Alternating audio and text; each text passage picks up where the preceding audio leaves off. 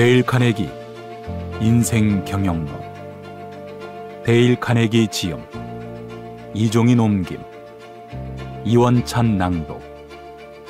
출판 현대지성.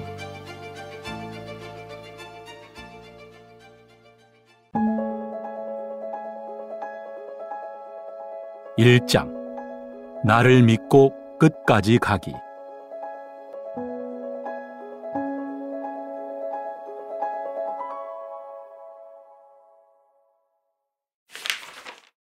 무언가의 열정을 품으면 끝을 보아라.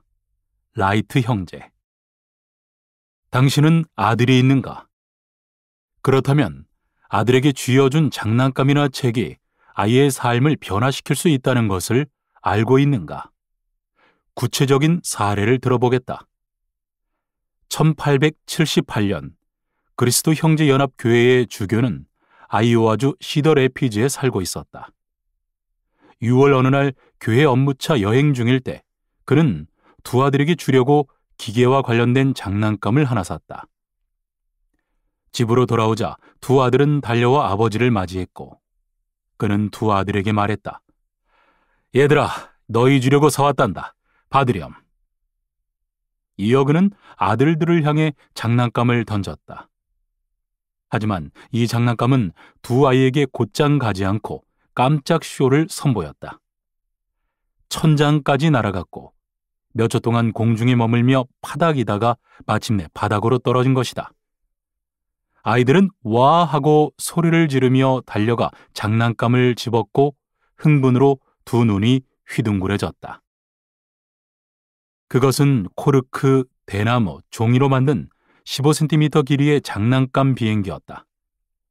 비행기는 빙글빙글 도는 프로펠러에 의해 공중에 한참 머물러 있었는데 작은 종이 프로펠러는 꼬인 고무줄이 풀리면서 돌아갔다.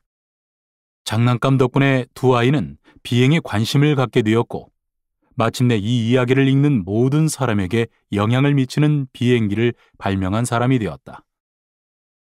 수천 년 전 화약이 발명된 이래로 비행기처럼 인간의 생활 방식을 크게 변화시킨 발명품은 없다. 두 소년의 이름은 윌버 라이트와 오빌 라이트다.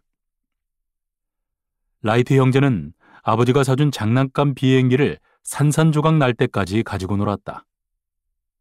그러고는 또 다른 장난감을 살 돈이 없어 그 조각들을 조립해 새로운 장난감 비행기를 만들었다.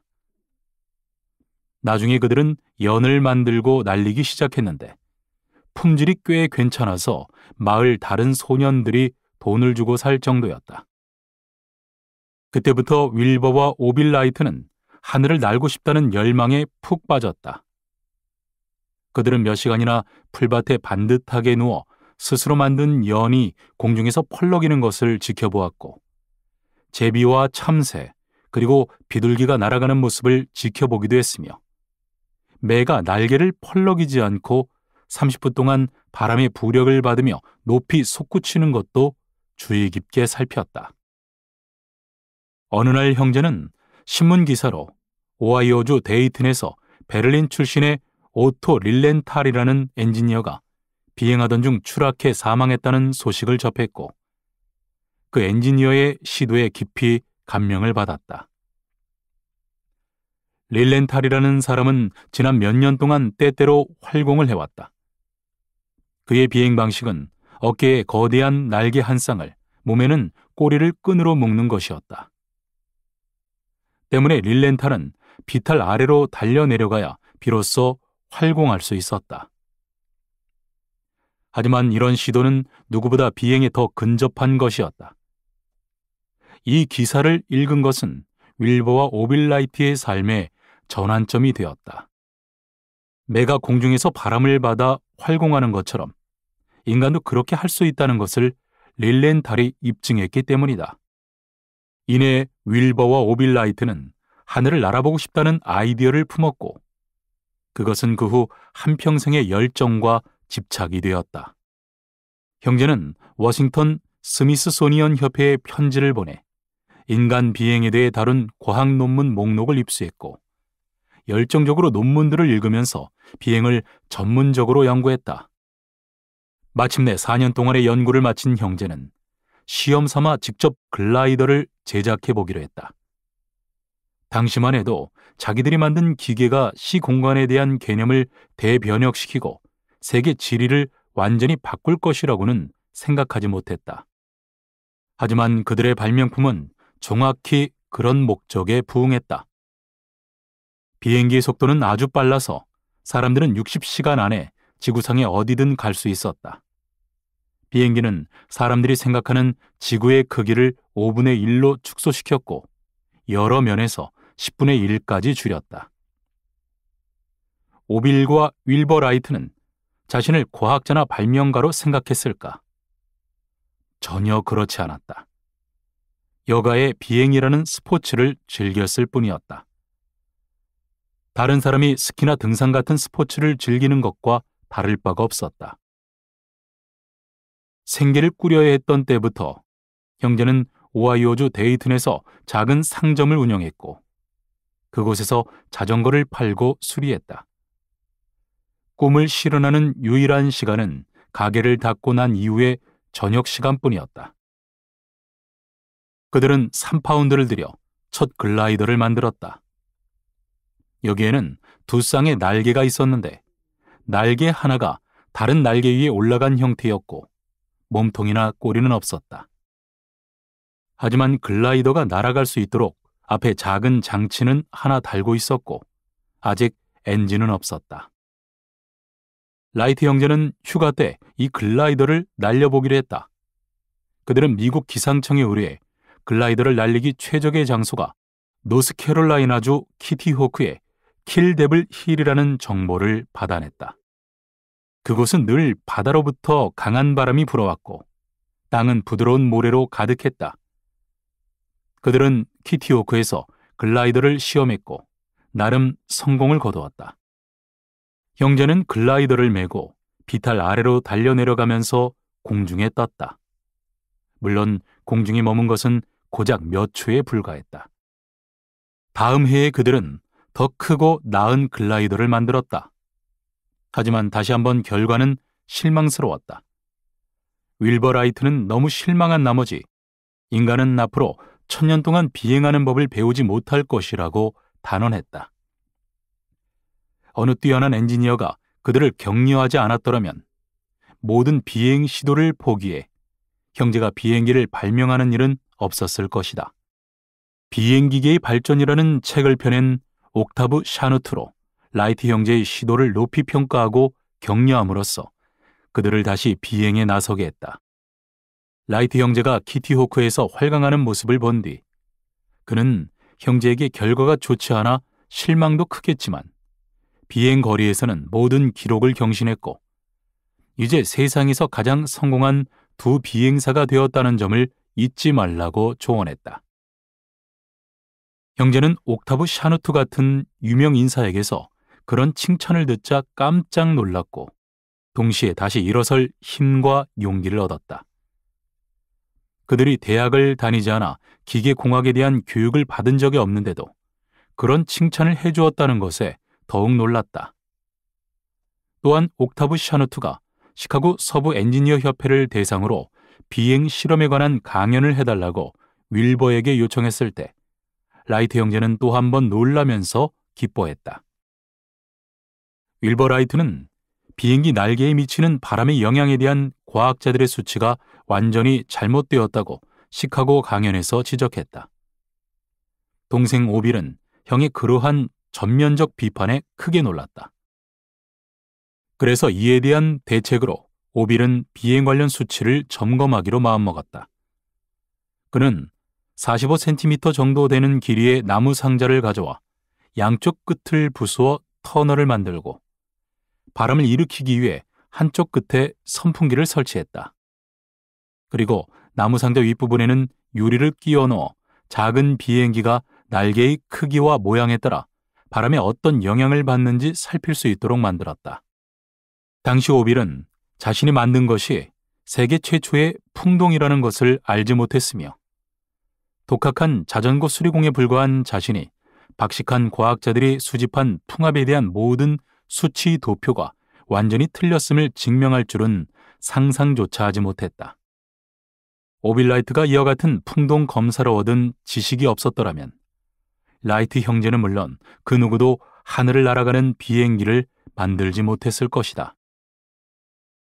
이 실험은 현대 항공술의 밑바탕이 되는 여러 기술적 사실들을 밝혀냈다. 윌버가 시카고에서 비행 실험에 대한 강연을 하지 않았더라면 라이트 형제는 이 실험을 절대 하지 않았을 것이다. 그들은 직접 제작한 마지막 글라이더로 1000번의 성공적인 비행을 해냈지만 여전히 활공에 적합한 바람은 거의 찾을 수 없어 몹시 화가 났다. 보통 바람은 지나치게 약하거나 강하거나 아니면 돌발적이었다. 형제는 거의 자포자기한 상태에서 인간의 비행 시도 역사상 최고의 변혁을 일으킬 결정을 내렸다. 그것은 바람이 때맞추어 불어오지 않으면 사람이 적합한 바람을 인공적으로 만들어내자는 것이다. 어떻게? 가솔린 엔진을 비행기에 설치해 프로펠러에 연결시키고 엔진의 힘으로 돌리는 것이다.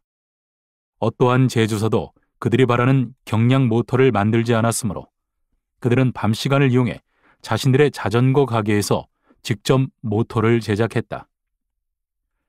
그들은 모터를 포함해 비행기 한 대를 만드는데 160파운드도 들이지 않았다. 1903년 12월 17일 노스캐롤라이나주 키티호크의 킬데블 힐에서 형제는 이 기계로 인류 역사상 최초의 비행을 해냈다. 모든 것이 얼어붙을 정도로 추운 날이었고 비행기를 만지작거리는 형제는 손이 얼지 않게 하려고 팔을 찰싹찰싹 때려야 했다. 하지만 날이 그렇게 추워도 오빌라이트는 비행기 전체의 무게를 늘리지 않으려고 외투를 입지 않고 비행기에 탔다. 정확히 10시 35분에 오빌라이트는 큰 소리를 내는 비행기에 올라타 몸을 쭉 뻗고 엎드려 시동을 걸었다. 그 기이한 기계는 배기관을 통해 불꽃을 내뿜으며 공중으로 날아올랐고 마구 날뛰는 야생마처럼 힝힝거리며 하늘 높이 올라갔다. 그리고 불가능한 일이 벌어졌다. 공기보다 더 무거운 기계가 실제로 공중으로 치솟아 120피트 상공까지 날아갔다. 인류사에서 가장 중대한 사건 중 하나였다. 하지만 오빌라이트는 이 역사적인 업적에서 아무런 스릴도 느끼지 못했다고 자백했다. 그 멋진 물건이 제대로 움직일 것이라고 예측했고 실제로 그렇게 된 것뿐이었다. 그것이 전부였다. 라이트 형제가 인류사에서 최초로 성공적인 비행을 한 후 집으로 돌아갔을 때 무슨 일이 벌어졌을까? 환영위원회와 취조악단이 기다리고 있었을까? 아니, 그런 것은 전혀 없었다. 그들 고향의 신문사 중 하나가 형제의 비행 성공을 보도했지만 별로 중요하지 않다는 듯 건성으로 소식을 전했을 뿐이다. 1년 뒤 라이트 형제는 거의 매일 40km를 비행했다. 오하이오주 데이튼 근처 소방목령 초원을 넘어가는 긴 비행이었다. 하지만 데이튼 신문사들은 이런 기적을 전혀 언급하지 않았다. 신문사들은 사이 존스라는 사람이 심한 감기에서 회복되었고 스미스 부인이 어머니를 방문하고 집으로 돌아왔다는 등 사소한 소식은 시시콜콜 기사화했지만 소방목령 목초지 위를 날아가는 비행기에 관해서는 일절 언급하지 않았다. 세상의 지리를 바꾸고 전쟁의 기술의 일대 변혁을 일으킬 만한 대사건인데도 말이다. 오랜 시간 동안 과학 잡지들은 라이트 형제의 비행기에 대해 한마디도 하지 않으려 했다. 사실이 아니거나 중요하지 않다고 생각했기 때문이다. 심지어 잡지 중에서 비행기를 처음으로 다루어 준 잡지는 양봉문화의 여러 소식들이라는 양봉업 잡지였다. 3년 동안 라이트 형제는 계속해 육군성에 접촉해 오하이오주 데이튼으로 사람을 보내 비행기가 작동하는 모습을 봐달라고 요청했다. 형제는 비행기가 전시에 정찰 목적으로 유용하게 쓰일 것이라고 생각했다. 하지만 워싱턴에 완고하기 짝이 없는 육군 장교들은 비행기처럼 헛개비 같은 물건이 실전에 도움이 되리라고 생각하지 않았다. 마침내 라이트 형제의 첫 비행 후 거의 4년 뒤에야 육군성은 비행기 한 대를 사기로 결정했다. 육군성은 비행기 구매 입찰권이 있다고 널리 공고했다. 하늘을 날 수 있는 비행기를 만들 수 있는 회사가 이 세상에 딱 하나뿐인데 비행기 구매를 입찰에 붙이겠다니. 길버트와 설리번의 코미디극이나 마찬가지인 이야기였다. 윌버 라이트는 1912년 장티푸스로 사망했지만 오빌 라이트는 현재 67세로 오하이오주 데이튼에서 살고 있다. 여태껏 미혼인 그는 지극히 겸손하며 직함, 명예, 돈 따위에는 신경 쓰지 않는다. 또한 그는 언론의 관심을 싫어해 신문 기자들과의 인터뷰를 매번 거절한다. 오빌과 윌버 라이트가 해낸 첫 비행은 고작 12초 지속되었을 뿐이지만 이 12초는 인류사의 새롭고 장대한 시대가 시작되었음을 우레처럼 커다란 소리로 알렸다. 드디어 인류가 오랜 세월에 걸쳐 소망해왔던 위대한 꿈이 실현되었다. 마침내 인류는 땅의 구속을 벗어던졌고 별을 향해 날아올랐다. 인생 경영 포인트. 라이트 형제는 아버지로부터 선물 받은 작은 장난감을 보고서 공중을 날고 싶다는 생각을 품었고 장난감에서 프로펠러의 원시적 개념도 얻었다. 주위의 사소한 물건들을 예민하게 관찰하는 것이 얼마나 중요한 일인지 보여주는 사례다. 처음에는 공중을 날아가는 참새와 비둘기를 관찰했고 이어 날갯짓을 하지 않아도 바람의 부력만으로 30분 이상을 나는 매를 유심히 관찰했다. 그리고 처음에는 바람의 힘을 빌려 공중을 날았으나 곧 인공바람을 직접 만들어냈다. 소위 프로펠러의 발견이었다. 필요는 발명의 어머니라는 사실을 몸소 증명한 것이다. 노르웨이의 한 사진작가는 어느 날 나비의 양 날개에서 D자 비슷한 무늬를 보고서 나비 날개에서 알파벳 26개의 무늬를 찾아낼 수 있지 않을까 생각했고 온 세상의 나비를 쫓아다니면서 마침내 모두 찾아냈다고 한다. 여기서 중요한 것은 실제로 나비의 날개에 26개의 알파벳이 모두 무늬로 새겨져 있다는 사실이 아니다. 무언가의 열정을 품으면 그것을 해내고 마는 정신력을 눈여겨보아야 한다. 자연은 우리가 지금껏 발견하지 못한 많은 것들을 구상하게 만드는 거대한 영감의 원천이다. 세상 일이 다 그러하듯이 훌륭한 일 앞에는 반드시 성공을 가로막는 장애물이 있기 마련이다. 만약 그러한 장애를 이겨내지 못했더라면 과연 성취 뒤에도 보람이 있을까? 라이트 형제는 간절한 소망의 힘으로 모든 장애를 극복하고 마침내 인류 최초로 비행기를 발명해 역사에 길이 남았다. 시련의 마음은 시금석이다. 퀴리 부인. 퀴리 부인은 앞으로도 천년은 더 기억될 극소수의 위대한 여성 과학자 중 한 명이다. 그녀의 원래 모습은 수줍고 소심하지만 위대한 과학자들조차 발견이 불가능하다고 여긴 화학 원소를 분리해냈다. 그녀는 과학에 알려진 다른 어떤 원소와 비교해도 무척 새로운 것, 즉 끊임없이 에너지를 내뿜는 원소를 발견했다. 그리고 그것을 라듐이라고 명명했다. 라듐은 우리가 여전히 싸우고 있는 암과의 전쟁에 가장 크게 이바지했다. 라듐으로 인해 수천 명의 암 환자가 완전히 치유되거나 끔찍한 고통을 크게 완화시킬 수 있었다. 완치되지 않더라도 환자들의 수명이 여러 해 느는 경우가 많았다. 장차 퀴리 부인이 될 여성은 파리 대학에서 물리학과 수학을 공부했다. 그때 그녀는 너무 가난하고 굶주려서 실신까지 할 정도였다. 52년 뒤 자신의 삶을 다룬 영화로 한 영화 제작사가 무려 20만 파운드의 수익을 올릴 것이라는 사실을 알았더라면 그녀는 얼마나 놀랐을까? 자신이 이룬 업적으로 2번이나 노벨상을 받은 유일무이한 인물이라는 사실을 미리 알았더라면 또 얼마나 놀랐을까. 그녀는 1903년 물리학 분야에서 뛰어난 업적을 이루어 처음 노벨상을 받았고 1911년에는 화학 분야의 걸출한 업적으로 2번째 노벨상을 받았다. 하지만 어린 시절 조국 폴란드에서 거만하고 부유한 어떤 가문에서 모욕을 당하지 않았더라면 과학자가 되는 일도 라듐을 발견하는 일도 아예 없었을지 모른다. 스토리는 이러하다. 그녀는 19이었을 때 폴란드에서 한 부유한 가문에 고용되어 10살짜리 여자아이를 돌보며 공부를 도왔다.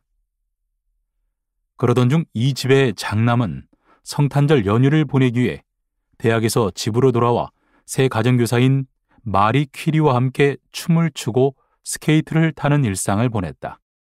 그녀의 아름다운 태도에 매료되고 반짝거리는 재치와 시작 능력에 기뻐한 그는 이내 사랑에 빠져 그녀에게 청혼했다.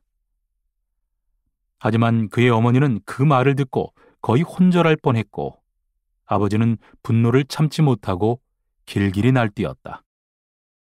뭐야, 내 아들이 돈 한 푼 없는 처녀에게 청혼했다고?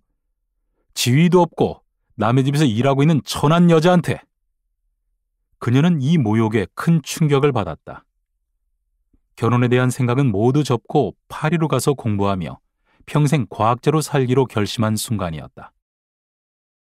1891년 이 젊은 폴란드 숙녀 마냐 스쿠어도프스카는 파리 대학에서 과학을 공부했다. 그녀는 지나칠 정도로 수줍고 소심해 친구를 잘 만들지 못했고 너무 학업에만 열중해 친구를 위해 시간을 낼 수도 없었다. 그녀는 공부하지 못하는 시간은 모두 잃어버린 시간이라고 생각했다. 그녀는 가정교사로 일하며 저축한 얼마 되지 않은 돈으로 4년 동안 살아야 했고 추가로 들어오는 돈이라고 해봤자 폴란드에서 수학교사로 일하는 아버지가 때때로 보내주는 소액의 루브라뿐이었다. 그녀는 하루에 3실링으로 살아야 했다. 방세, 식비, 의료비, 난방비, 대학에서 써야 하는 용돈 등을 모두 마련하려면 극도로 절약해야 했다. 그녀가 살던 방에는 창문이 하나뿐이었고 그마저도 천장에 낸 채광창이었다. 가스, 전기가 없는 것은 물론이었고 최악으로 난방도 되지 않았다. 그녀는 겨울을 석탄 2포대만으로 나야 할 정도로 형편이 아주 나빴다. 귀중한 석탄을 아끼고자 그녀는 종종 겨울밤에도 난로를 켜지 않았고 무감각한 손가락과 덜덜 떠는 어깨를 애써 다독이며 수학 문제에 매달렸다. 침대에 눕기 전이면 체온을 보존하려고 수건, 베갯닛, 시트, 여벌의 옷을 몽땅 꺼내 침대 위에 올려놓았다. 그럼에도 여전히 덜덜 떨릴 정도로 추웠다. 때로 그녀는 의자를 가져와 침대 위에 올려놓기도 했는데 그 의자가 덜덜 떨리는 몸에 어떻게든 온기를 더해주지 않을까 하는 절박한 마음에서 그렇게 한 것이다.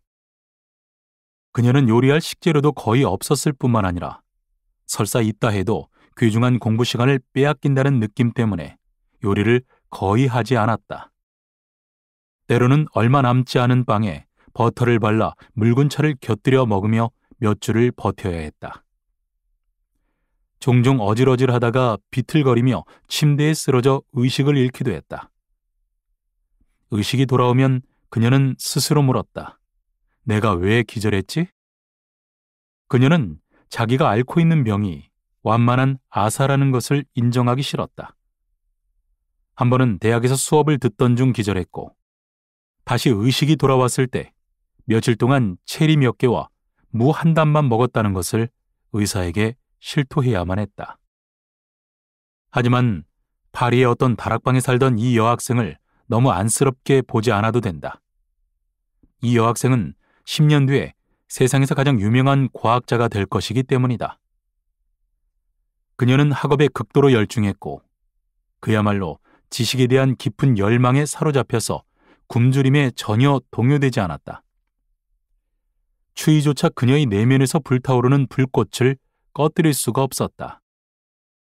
파리에 도착하고 3년 뒤 마냐 스코어도프스카는 그녀가 사랑을 느낄 수 있는 유일한 부류의 남자와 결혼했다. 그녀처럼 과학에 완전히 헌신한 사람이었고 이름은 피에르 퀴리였다. 그는 겨우 35이었지만 프랑스에서 가장 저명한 과학자 중 한 사람이었다.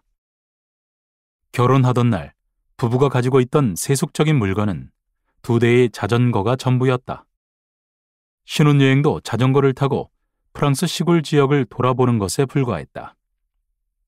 여행을 하며 점심엔 빵, 치즈, 과일을 먹었고 밤엔 색이 바랜 벽지에 촛불이 은은하고도 기이한 그림자를 들이우는 마을 여관에서 잤다. 3년 뒤 퀴리 부인은 박사 학위를 준비했다. 학위를 얻기 위해서는 독창적인 연구를 하고 그 내용을 보고서로 완성해야 했다. 그녀는 최근에 발견한 수수께끼를 풀기 위해 연구에 연구를 거듭했다. 그것은 우라늄이라 불리는 금속이 광선을 발산하는 이유를 알아내는 것이었다. 위대한 과학적 모험의 시작이자 화학의 매혹적인 수수께끼를 파고 들어가는 여정이었다. 퀴리 부인은 어떤 물질이 그런 신비로운 광선을 발산하는지 알아보기 위해 기존에 알려진 모든 화학 물질과 수백 가지의 광물을 검사했다. 마침내 그녀는 그 강력한 광선이 어떤 미지의 원소 때문에 발사된다고 결론을 내렸다. 그리고 퀴리 부인의 남편 피에르 퀴리도 자신이 하던 실험을 그만두고 신비로운 새 원소를 발견하려는 그녀의 연구를 도왔다. 몇 달 동안 실험한 뒤 퀴리 부인과 남편은 과학계에 폭탄이나 다름없는 충격적인 보고서를 제출했다. 부부는 우라늄의 방사선보다 200만 배 더 강력한 방사선을 지닌 금속을 발견했다고 보고했다. 이 기적적인 금속의 광선은 나무, 돌, 철, 구리를 관통할 수 있으므로 오로지 두꺼운 나판으로만 막을 수 있었다. 보고서에 쓴 것처럼 이 발견이 사실이라면 과학자들이 몇 세기 동안 믿어온 근본적인 이론이 완전히 전복시킬 것이었다.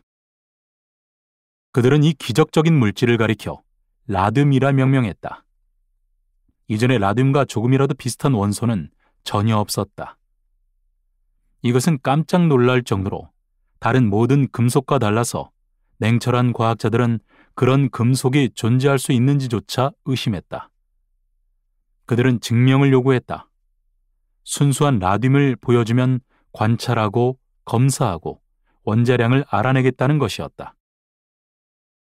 퀴리 부인과 남편은 이후 4년 동안 라듐의 존재를 증명하는 작업에 몰두했다. 부부는 0.1g의 라듐을 생산하고자 밤낮 없이 일했는데 양으로 따지면 겨우 작은 완두콩 한 알의 절반 크기에 불과했다. 이 라듐은 무려 광석 8톤을 끓이고 정제해야 추출되었다. 부부는 예전에 의대생들이 해부실로 쓰던 버려진 낡은 창고에서 작업했다. 바닥도 없고 지붕에 구멍이 나 있었으며 난로는 낡아서 그리 따뜻하지 않은 곳이었다. 겨울이 되면 부부는 집 밖에 있는 것이나 마찬가지였다. 광석과 화학물질을 끓일 때 나오는 매운 연기는 퀴리 부인의 눈을 따갑게 찔렀고 숨막히게 했다. 4년 동안 부부는 그런 형편없는 창고에서 일했다. 마침내 피에르는 점점 의욕이 꺾이더니 상황이 좀 더 좋아질 때까지 연구를 중단하길 바랐다. 하지만 부인은 단호히 거부했다. 부부는 0.1g의 라듐을 실제로 생산할 때까지 작업을 고집스럽게 밀고 나갔다. 그리고 마침내 라듐을 발견해 퀴리 부인은 세상에서 가장 유명하고 성공한 여성이 되었다. 그런 영광과 예우를 받으며 지낸 시절에 그녀는 행복했을까? 그렇지 않았다. 끔찍하게 낡은 창고에서 바닥을 밟으며 연구에 매진했던 4년이 인생에서 가장 행복했노라고 분명하게 말했다. 추위로 몸을 덜덜 떨었고 피로로 쓰러지기도 했지만 자기가 정말 사랑하는 일에 모든 시간을 쏟아부은 나날이었다. 1902년 퀴리 부인과 남편은 그들의 업적에서 나오는 큰 돈으로 부자가 될지 아니면 과학 연구의 이타적인 목적에 충실한 삶을 살아갈지 결정해야 했다. 그때 이미 라듐은 암 치료에 없어서는 안 될 귀중한 물질이 되어 있었다.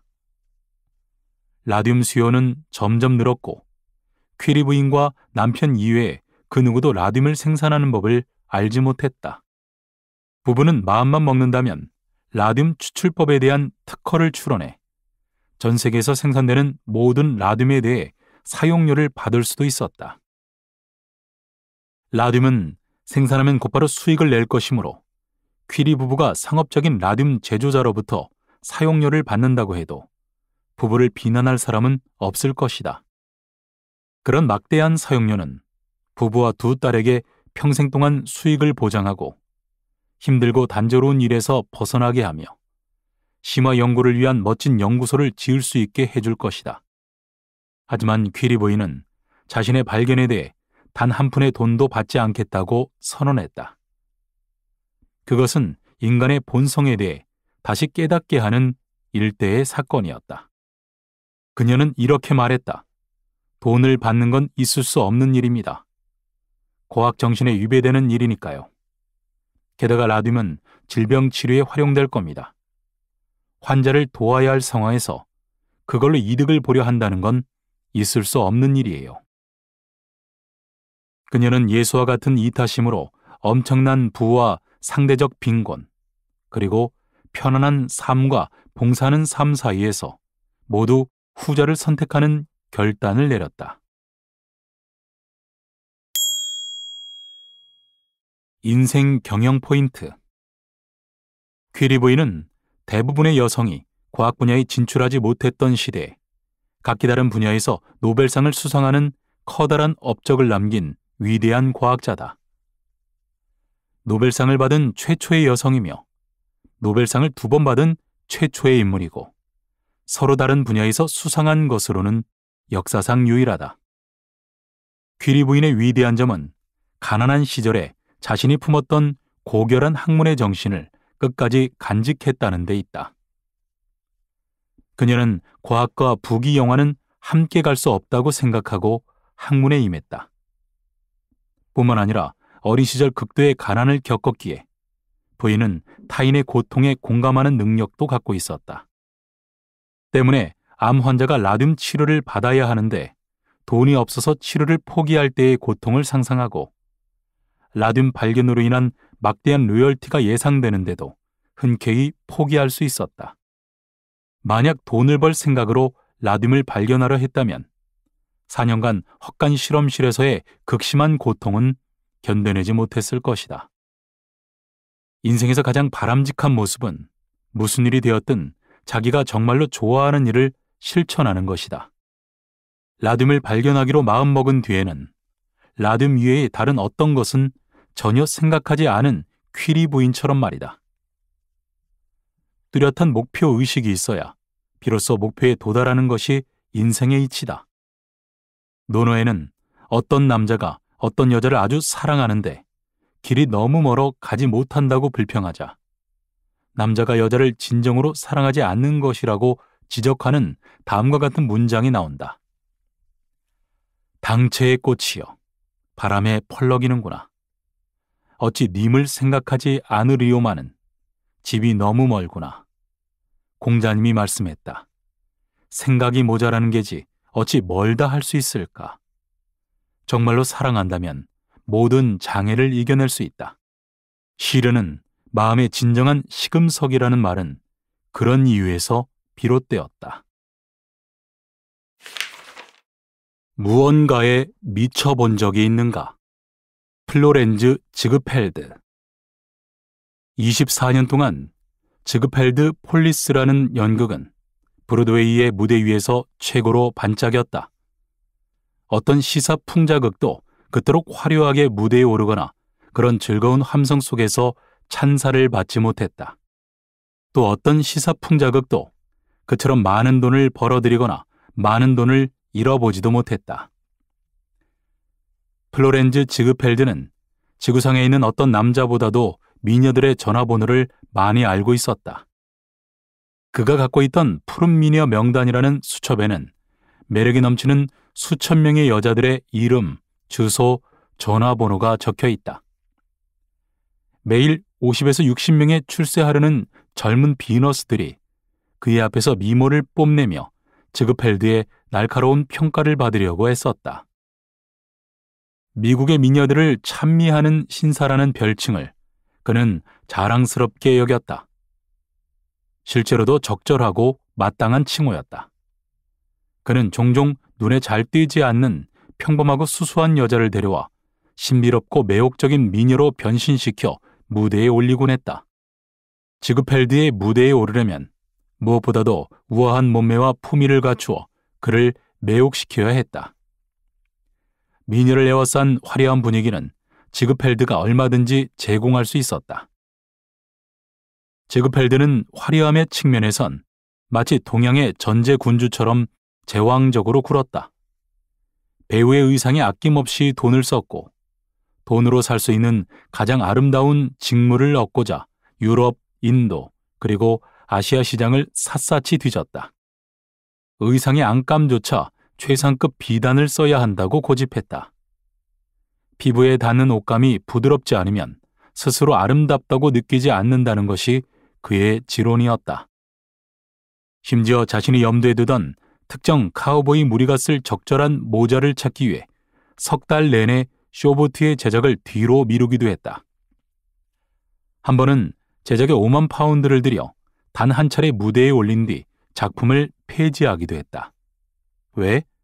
그가 쌓아온 지그펠드 전통에 어울리지 않는다는 것이 이유였다. 그는 무슨 일을 하든 호화로운 규모로 수행할 것을 강조했다.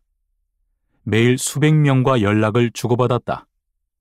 편지를 작성할 때는 거의 전부 구슬에 의존했다. 어디론가 이동할 때면 순간적인 강풍에 휘날리는 낙엽처럼 국내 정보와 해외 정보를 수차례 발송했다. 가는 곳마다 그는 정보 양식을 들고 다녔다. 뉴욕의 그랜드 센트럴역에서 열차에 타서 125번가에 도착하기 전에 휴대한 정보 양식을 전부 사용하는 것이 일상이었다. 이건 좀 믿기 힘든 이야기인데 리허설 중에 오케스트라석에 앉아 무대 위의 배우들에게 정보를 보내기도 했다.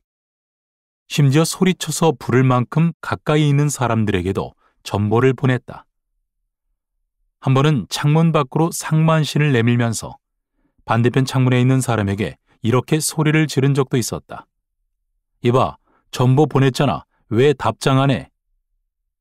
공중전화 박스를 지나칠 때면 이때다 하면서 박스 안으로 들어가 연합문 명에게 바쁘게 전화를 걸어댔다. 그는 매일 아침 6시에 일어나서 직원들에게 득달같이 전화를 걸었다. 그는 4~5파운드를 아끼려고 몇 시간에 걸쳐서 계획을 짜기도 했다. 그러다가 다음 날이 되면 태연하게 월스트리트에서 2만 파운드를 투자하기도 했다. 한 번은 영화배우 에드윈에게 1,000파운드를 빌려 그 돈으로 미 대륙을 횡단하는 개인 열차를 대절하기도 했다. 그는 기사도를 발휘해 여자들에게 세심한 배려를 보임으로써 여자들이 스스로를 아름답다고 느끼게 하는 재주가 있었다. 공연 첫날 밤이면 코러스단에 있는 모든 여자는 그가 보낸 꽃상자를 받았다. 심지어 그에게 일자리를 구하러 온 늙고 절반쯤 정신 나간 여자조차 다른 여자들과 똑같은 대우를 받았다. 그는 자기가 데리고 있는 유명 스타 대다수에게 매주 1,000파운드의 급여를 지급했다. 종종 시즌 말이 되면 그들은 흥행주인 지그펠드보다 더 많은 돈을 계좌에 입금했다. 또한 연예 사업을 시작했을 때 업계는 통상 여자 코러스 단원에게 매주 6파운드를 지급했다. 하지만 돈을 아끼지 않는 관대한 그가 책임자로 있는 동안에는 매주 25파운드까지 지급했다. 지그펠드가 연예 사업에 뛰어든 것은 어린 나이인 14살 때였다. 그는 가출해서 버펄로 빌의 공마 단원이 되었다. 와일드 웨스트 쇼에서 말타기 재주와 사냥 솜씨를 선보이는 것이 그의 일이었다. 질풍노도의 시대인 1890년대에는 허스키 목소리를 지니고 연예 사업의 강자로 알려진 유진 샌도우 밑에서 총무부장으로 일하며 큰 돈을 벌었다. 당시 나이 25이었다. 2년 뒤에는 런던에 있었는데 그곳에서 파산하는 바람에 호주머니에는 단 1실링도 없었다. 몬테카를로 도박장에서 자신의 행운을 시험하다가 운명의 수레바퀴가 엉뚱한 곳으로 돌아 무일푼으로 전락한 것이다. 하지만 이 진취적인 사업가는 무일푼이 되었다고 걱정하지는 않았다. 우아하고 친화력 높은 매너 덕분에 새로운 쇼 단원을 만났다. 그리고 유럽에서 한창 이름을 날리던 이 선풍적인 스타와 함께 의기양양하게 미국으로 돌아왔다. 쾌활하고 재기 넘치고 문 남성들의 가슴을 뛰게 하는 안나 헬드였다. 당대의 매 웨스트라 불릴 만한 육체파 배우였다. 미국에서 가장 영리한 쇼 제작자들은 안나 헬드에게 전보를 보내 제발 뉴욕으로 와달라고 간청하곤 했다. 그들은 엄청난 금액을 제시하며 그녀를 설득했다.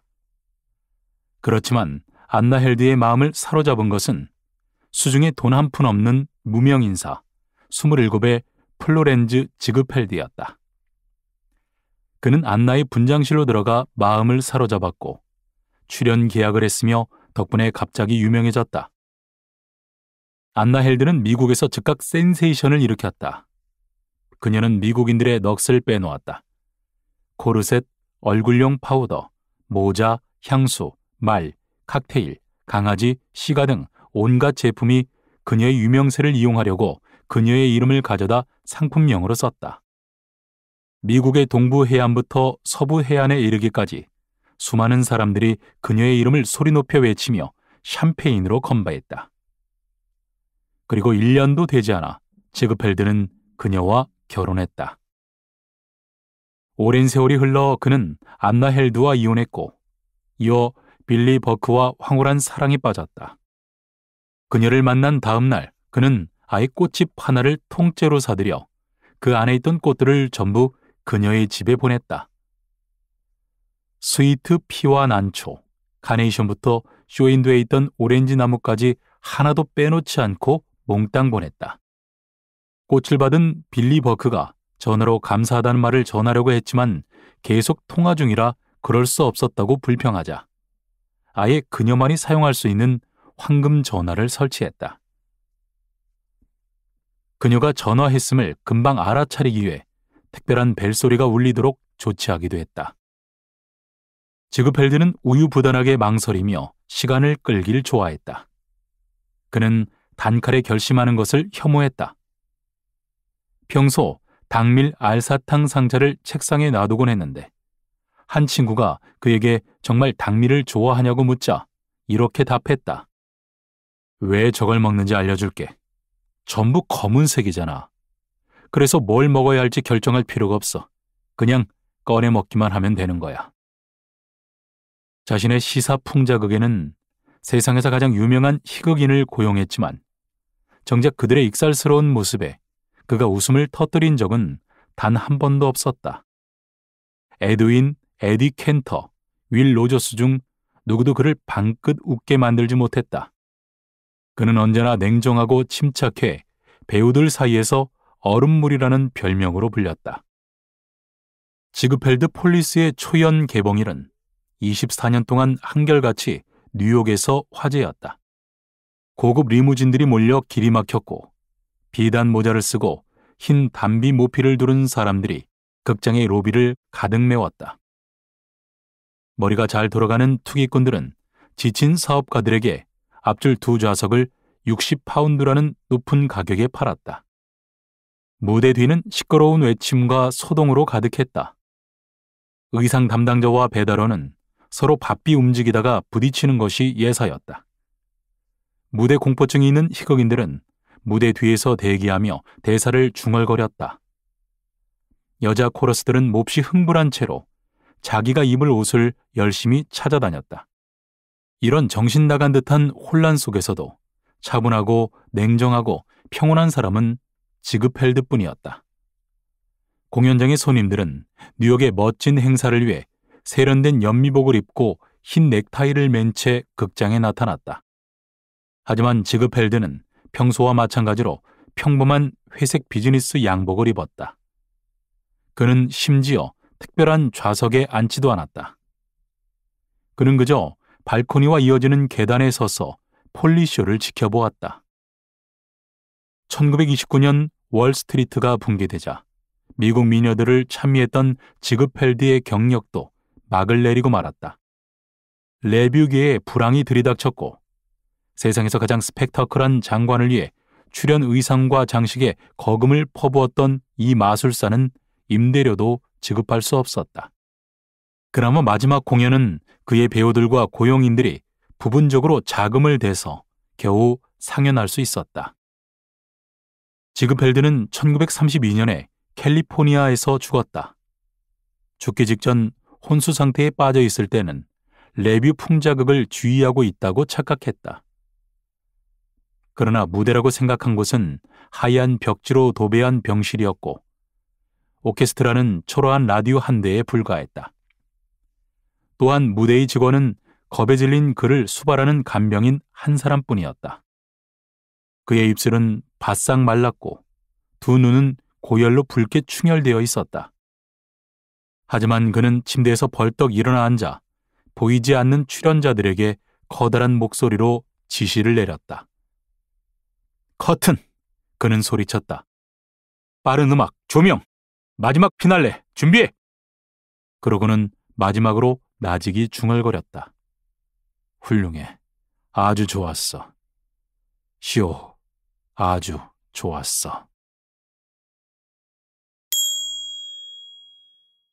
인생 경영 포인트. 브로드웨이의 전설적인 제작자 지그펠드가 배우들에게 보여준 우호적인 태도는 곧 성공의 방정식이기도 하다.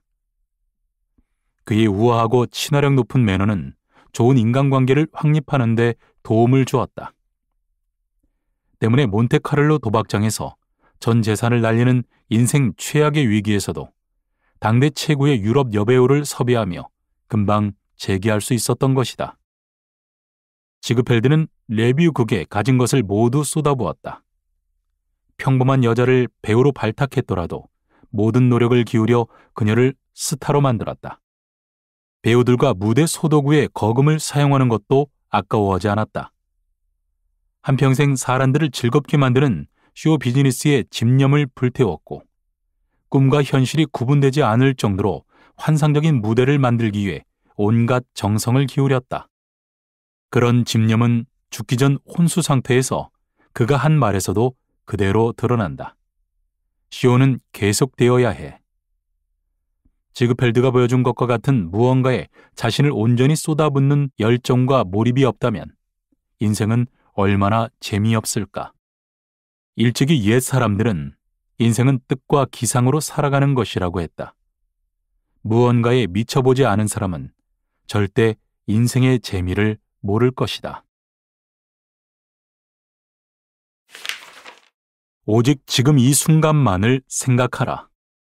에디 리켄베커. 이 이야기는 한 용감한 남자에 대한 것이다. 그는 결코 쉽게 목숨을 내놓을 사람이 아니었다. 지난 25년 동안 위험한 일에 맞서며 죽음을 희롱하며 살아왔다. 200회가 넘는 자동차 경주에서 머리카락이 쭈뼛 서는 속도로 경주로를 아주 빠르게 달리기도 했다. 1918년 제1차 세계대전이 한창 기승을 부리며 유혈이 낭자하던 시절에는 공중전을 벌여 26대의 독일 전투기를 격추시켰다. 폭발성 탄환이 머리 바로 위 몇 센티미터도 떨어지지 않은 곳에서 윙 소리를 내며 장렬하는 상황 속에서 그런 쾌거를 이루어낸 것이다. 그는 가벼운 부상조차 당한 적이 없었다. 그렇다. 이것은 그 유명한 제94 전투 비행대대의 지휘관이자 제1차 세계대전에서 활약한 미국 최고의 전사 에디 리켄베커에 대한 이야기다. 전쟁 직후 나는 아주 매력적인 사람인 로스 스미스 밑에서 업무 관리자로 일했다. 스미스는 호주의 에이스 파일럿으로 유명하다. 성스러운 도시 예루살렘 위로 비행기를 몰고 날았던 최초의 인물이며 지구 반바퀴를 비행한 최초의 모험가이기도 하다. 나는 뛰어난 전사이자 비행사인 로스 스미스와 에디 리켄베커가 서로 무척 닮은 것을 발견했다. 두 사람 다 하늘에서 굉음을 내뿜는 기관총을 발사한 사람이라고는 여겨지지 않을 정도로 아주 조용하고 나긋나긋한 목소리를 지닌 겸손한 사람이라는 점이 특히 닮았다. 에디 리켄베커는 12살이 될 때까지 불같은 성미에 난폭하고 버릇이 없었다. 거리에 달린 등을 박살내는 것과 같은 거친 행동을 하며 소동을 일으키곤 하는 소년 무리의 리더였다. 그러다 비극적인 사건이 벌어졌다. 에디의 아버지가 세상을 떠난 것이다. 에디는 하룻밤 사이에서 소년에서 남자로 성장했다. 그는 자신의 갑작스러운 변화를 그런 식으로 설명했다. 아버지를 안장하고 돌아오던 날, 그는 가장이 되겠다고 결심했다. 학교를 그만두고 유리 공장에서 시간당 2.5펜스를 받고 매일 12시간씩 일했다. 전차요금 5펜스를 아끼기 위해 아침마다 11km를 걸어서 공장에 출근했고 밤이 되면 다시 집까지 걸어서 퇴근했다. 소년은 꿋꿋이 앞으로 나아가겠다고 다짐했다. 아무것도 그를 막을 수 없었다. 유리 공장에서 하는 일은 단조롭고 따분하고 위험했다. 그는 자기 일을 대단치 않게 여겼다. 그는 화가가 되길 바랐고 색과 선으로 세상을 바라보는 꿈을 꾸었다. 그 후 야간학교에서 그림을 공부하고 대리석으로 천사상을 깎아서 묘비 판매업자에게 넘기는 일을 했다. 오늘날 아버지의 무덤 앞에 세워진 비석에 글을 새기기도 했다. 하지만 돌을 깎아 묘비를 만드는 것은 위험한 일이었다. 대리석 가루가 폐로 들어가서 진폐증을 유발하기 때문이다. 에디는 이렇게 말했다. 어린 나이에 죽고 싶지는 않았어요. 그래서 더 안전한 일을 찾기 시작했죠. 14살 어느 날 아침, 마치 운명처럼 포장도로를 달리는 자동차를 처음 보았다. 그 흥미롭고 기이한 기계는 털털거리는 소리를 내며 오하이오주 콜럼버스 거리를 흥겹게 오갔다. 에디에게 그 차의 바퀴는 정말 운명의 바퀴였다. 자동차를 목격함으로써 삶이 통째로 바뀌었기 때문이다. 15번째 생일을 맞이하기 며칠 전 그는 자동차 수리센터에 취직했다. 한때 마차 대여소였던 목조 건물에서 자동차 운전을 배웠다. 또 집 뒤뜰에 작업장을 마련하고 도구까지 만들어 자기 자동차를 제작하려 했다. 그러던 중에 머지않아 콜럼버스의 자동차 공장이 개업했고 리켄베커는 일요일마다 그 공장으로 가서 수리공으로 취직시켜달라고 간청했다. 물론 그때마다 거절당했다. 18번을 거절당한 뒤 그는 공장주에게 이렇게 말했다. 저를 이 공장의 새 직원으로 한번 써보세요. 내일 아침부터 여기 나와 열심히 일할게요. 공장 바닥이 더럽네요. 제가 이걸 싹 쓸어내고 심부름도 할게요. 도구도 날카롭게 정비하고요. 월급은 신경 쓰지도 않았다. 그는 일할 수 있는 기회를 바랐고 마침내 그것을 붙잡았다. 자동차 공학 통신 과정에 등록해 강의를 열심히 들으면서 자기 앞에 놓인 여러 기회를 놓치지 않기 위한 준비를 단단히 했다. 그때부터 그는 빠르게 성장하며 육체 노동자, 현장 감독, 보조 엔지니어, 수리공, 외판원, 지부 관리자 등 출세의 길을 거쳤다. 그러면서 빠른 속도를 향한 욕망과 위험한 모험을 향한 갈망으로 끌어올랐다.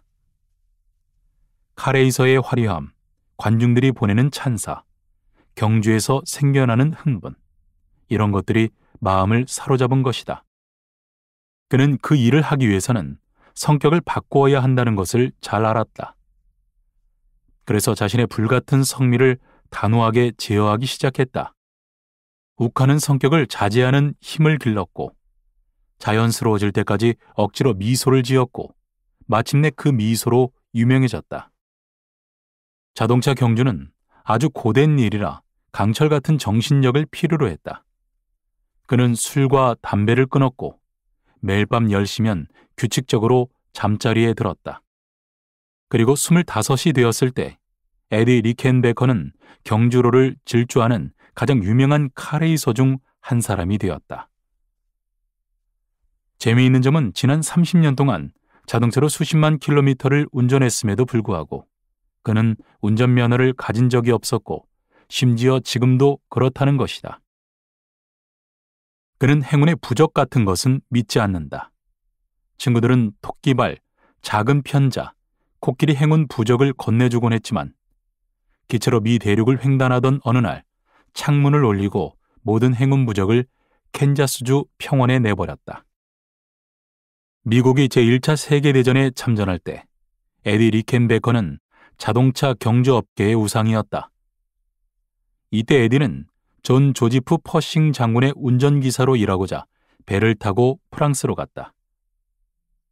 하지만 막상 장군을 차로 이곳저곳 데려다주는 일은 너무 따분해서 모험가의 기질에 맞지 않았다. 그는 야전에 나가서 전투에 참여하길 갈망했고 마침내 바라던 것을 얻었다.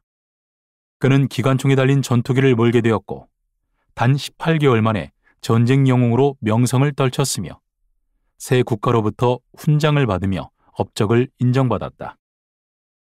그는 자기 삶을 되돌아본 전기도 펴냈다.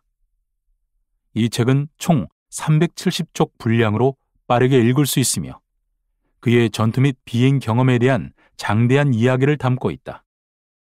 책에는 남성적인 용기와 행동, 그리고 구사일생한 모험들이 담겨 있어 손에 땀을 쥐게 한다. 이 내용들을 담은 책을 읽고 싶다면 도서관에서 에디 리켄베커가 쓴 비행 대대에서의 싸움을 찾으면 된다. 이 책은 공군 전투 중에서도 가장 스릴 있고 가슴 뛰는 순간과 상황을 다루고 있다.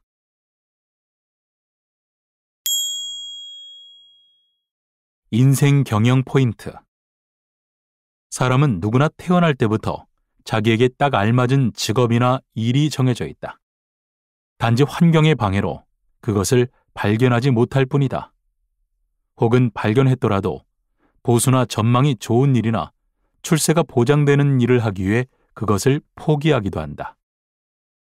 에디 리켄베커는 자기가 설정한 목표로부터 벗어나는 일이 없었다. 경주로를 달려가는 자동차를 보는 순간 자신이 필생 해야 할 일이 무엇인지 깨달았다. 자동차 경주 선수가 되고 싶어 자동차 수리센터에 취직해 운전을 배웠고 그 다음 자동차에 대해 더 많이 알고 싶어서 통신광좌에 등록해 자동차 공학을 학습했고 마침내 자동차 공장에서 시작해 출세의 길을 밟아나갔다. 이 모든 것은 카레이서가 되기 위한 노력이었고 카레이서가 된 뒤에는 최고의 선수로 인정받고자 자신의 불같은 성격을 억제하고 술과 담배를 끊고 규칙적인 생활 습관을 유지하는 등 원하는 것을 이루기 위해 무엇이든지 가리지 않고 철저히 이행했다. 유럽 대륙에서 제1차 세계대전이 터졌을 때는 프랑스로 건너가 미군 사령관의 운전병이 되었다. 그러나 곧 적성에 맞지 않음을 깨닫고는 전투 비행사로 보직을 바꾸었다. 비행사라는 꿈을 품은 이유도 이전과 똑같이 경주마처럼 목표에 매진했다.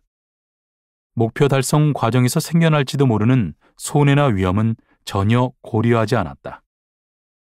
목표를 세우고 달성을 위해 일로 매진 달려가는 열정과 노력은 성공을 이끌어내는 필수 조건이다.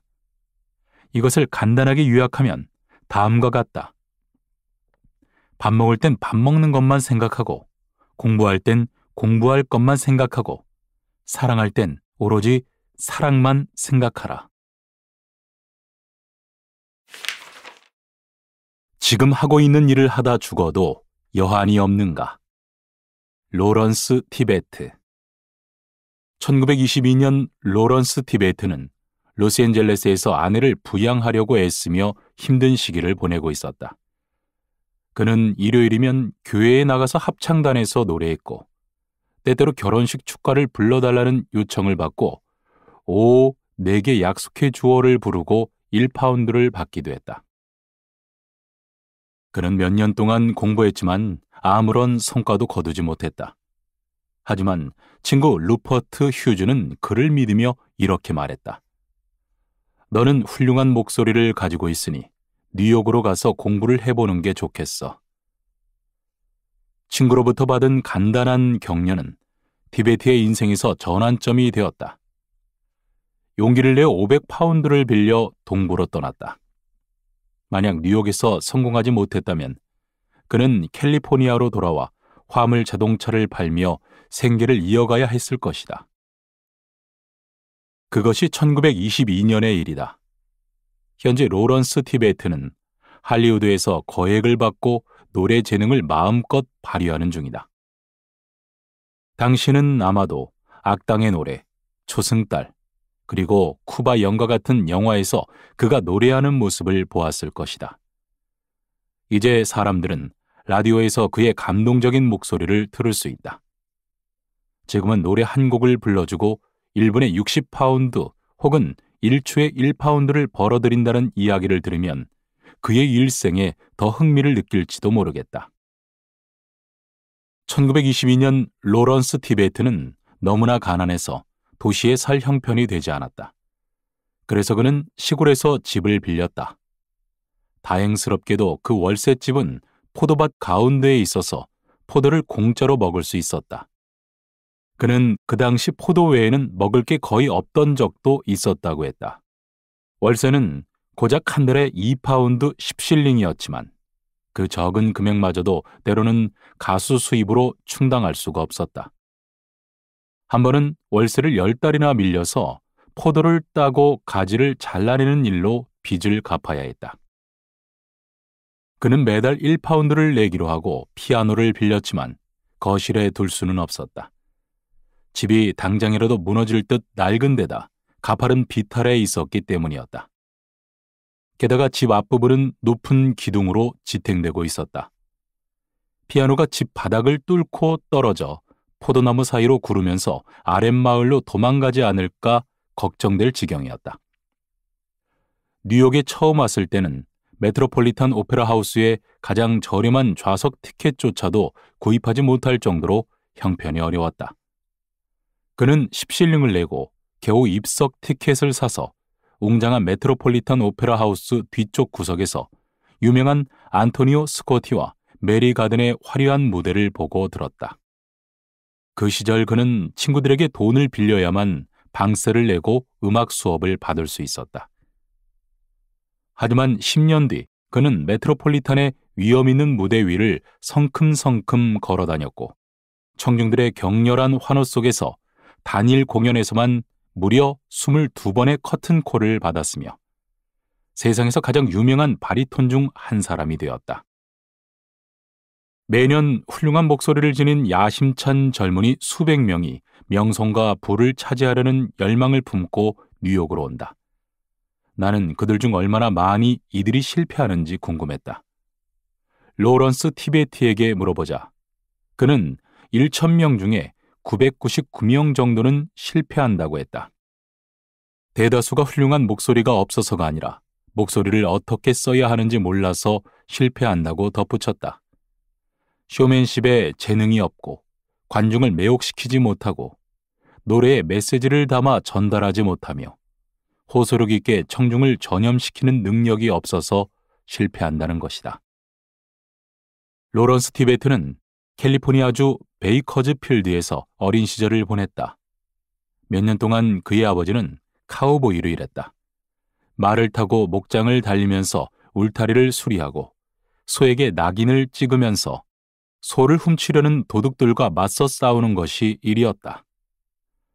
아버지는 진주로 장식된 손잡이가 있는 커다란 리볼버를 벨트에 찾고 사격 솜씨가 뛰어났다. 종에는 2개의 표시가 새겨져 있었는데 소도둑 2를 쏴서 죽였다는 뜻이었다. 티베트의 아버지는 캘리포니아주 컨 카운티의 보안관을 지내기도 했다. 집에는 여러 총기류를 둔 무기고를 갖추고 뒷마당에서는 기다란 귀와 슬픈 눈을 한 덩치 큰 블러드 하운드를 사슬 목줄을 채워 키웠다. 마을에 총격이 발생하면 티베트의 집에 전화가 울렸고 그때마다 아버지는 총을 차고 개를 데리고 급히 범죄 현장으로 달려갔다. 그는 범인을 추적하기 위해 블러드 하운드를 앞서 달리게 했다. 로드는 우렁찬 소리를 내며 들판을 가로지르고 과수원을 지나치며 달려갔다. 티베트 보안관은 뒤에서 목줄을 잡고 달려가면서 팔을 흔들며 이렇게 외쳐댔다. 로드가 이번에는 잡을 거야. 로드가 잡을 거라고. 하지만 로드는 범인을 잡는 대신에 보통 늙은 소나 코요테를 찾아냈을 뿐이다.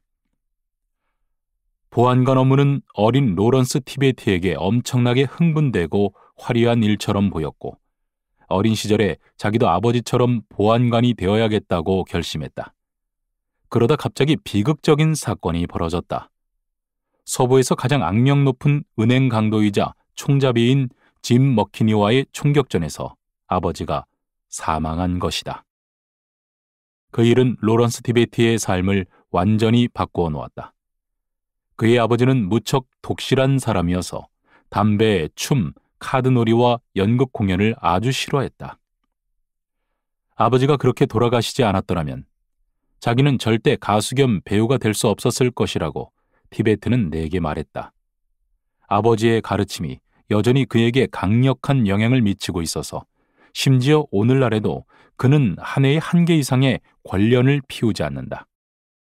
불가피하게 시가를 피는 날이면 자신이 끔찍하게 잘못된 짓을 저지르고 있으며 악마가 바로 옆에 서서 멸망으로 떨어지라고 부추기는 것 같은 기분이 든다고 했다. 고등학생일 때 티베트는 열등감이 심했다.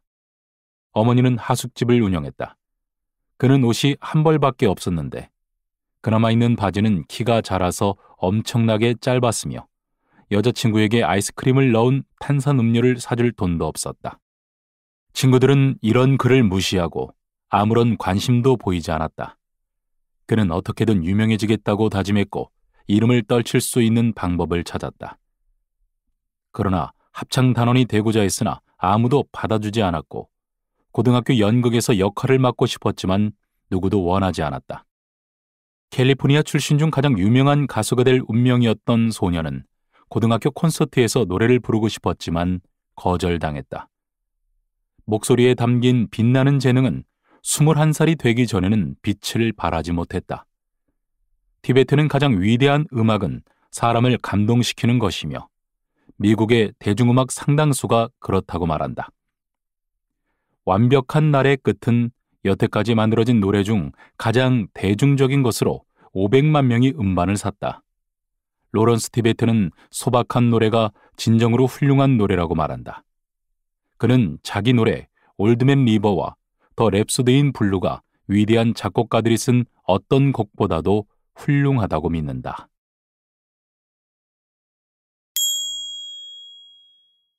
인생 경영 포인트. 티베트는 아름다운 목소리를 지니고 있지만 오페라 가수로 성공하지 못하는 이들의 문제점에 대해 쇼맨십 부족, 메시지 전달 능력 불충분, 매혹시키는 힘의 부족, 감동을 전달하는 능력 결핍 등을 들었다. 이것은 가수뿐만 아니라 다른 직업에 종사하는 이들에게도 똑같이 적용된다. 아무리 실력이 좋더라도 그 실력을 남들에게 보여주는 능력도 있어야 한다.